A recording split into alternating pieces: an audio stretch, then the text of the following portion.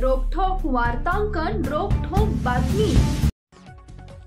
बुद्धगयेतील महाबोधी बुद्ध विहार बौद्धांच्या ताब्यात द्या यांसह विविध मागण्यांकडे लक्ष वेधण्यासाठी भारतीय बौद्ध महासभेच्या नेतृत्वाखाली सोलापुरात बुधवारी दुपारी जिल्हाधिकारी कार्यालयावर जनआक्रोश मोर्चा काढण्यात आला। विविध मागण्यांचे फलक हातात घेऊन समाज बांधवांच्या घोषणांनी परिसर दणाणून गेला होता। भारतरत्न डॉक्टर बाबासाहेब आंबेडकरांनी स्थापन केलेल्या मातृ संघटना भारतीय बौद्ध महासभा समता सैनिक दलाच्या वतीनं देशभर आक्रोश मोर्चाच्या रूपानं आंदोलनाच्या दुसऱ्या टप्प्याला सुरुवात करण्यात आली। त्याचाच एक भाग म्हणून सोलापूर जिल्ह्यातही बुधवारी जिल्हाधिकारी कार्यालयावर मोर्चा काढण्यात आला।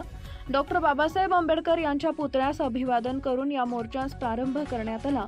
त्यानंतर सिद्धेश्वर प्रशाला मार्गे जिल्हा परिषद समोर पूनम गेट इथं या मोर्चाचा समारोप करण्यात आला।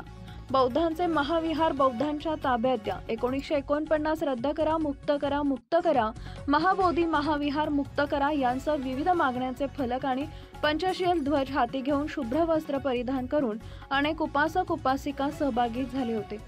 समता सैनिक दल, शाक्य संघ, शाक्य सेवानिवृत्त पोलीस अधिकारी व कर्मचारी बहुउद्देशीय संस्था, महा रेजिमेंट संघ या संघटनेचे सैनिक व पदाधिकारी गणवेशात उपस्थित होते। बुद्धगयेतील महाबोधी बुद्ध विहार बौद्धांच्या ताब्यात द्या, सर्व बौद्ध बांधवांच्या भावनेचा विचार व आदर करून 1949च्या व्यवस्थापन कायदा रद्द करावा। मध्य प्रदेशातील महू येथील डॉक्टर बाबासाहेब आंबेडकरांची जन्मभूमी स्मारक तसेच नागपूरच्या पवित्र दीक्षाभूमी स्मारकाचं प्रबंधन आणि संवर्धन भारतीय बौद्ध महासभेद्वारे व्हावे आदी मागण्यांसाठी हे आंदोलन करण्यात आले।